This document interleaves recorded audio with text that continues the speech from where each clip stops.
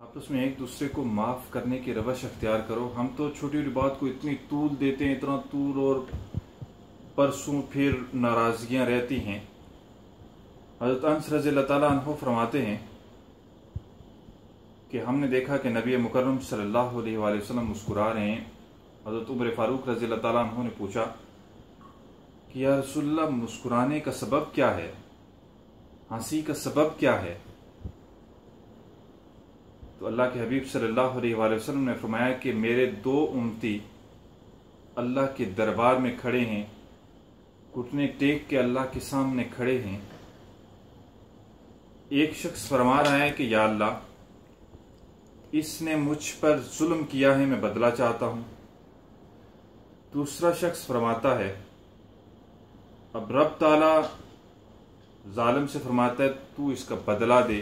तो जालिम शख्स फरमाता है या अल्लाह, अब तो मेरे पास कोई नेकी भी नहीं जो उसे दे दूं।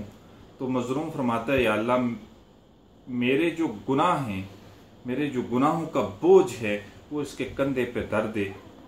तो इस पे आप सल्लल्लाहु अलैहि वसल्लम आप दीदा हो गए और फरमाने लगे वो कितना सख्त दिन होगा। अब रब ताला मजलूम से फरमाएगा कि तू जरा नजर उठाकर मेरी जन्नत को देख। जब वो शख्स जन्नत को देखेगा तो फरमाएगा या अल्लाह, ये तो चांदी और सोने के महलात हैं जो मोतियों से तामीर किए गए हैं। ये किस नबी के लिए हैं, किस सद्दीक के लिए हैं, किस शहीद के लिए हैं? तो रब ताला फरमाएगा जो इसकी कीमत अदा करेगा मैं उसे दे दूंगा। तो मजलूम शख्स फरमाएगा या अल्लाह, इसकी कीमत कौन अदा कर सकता है? तो रब ताला फरमाएगा अगर तू अदा करेगा तो ये तेरे होगे। तो एकदम वो शख्स चौंक जाएगा, या अल्लाह मैं अदा करूंगा, मैं किस तरह अदा करूंगा? तो रब ताला फरमाएगा तू अपने इस भाई को माफ कर दे तो ये जन्नत तेरी। तो वो जोश में फरमाएगा या अल्लाह मैंने इसे माफ किया। तो रब ताला फरमाएगा अपने दूसरे भाई का हाथ थाम और दोनों जन्नत में दाखिल हो जाओ।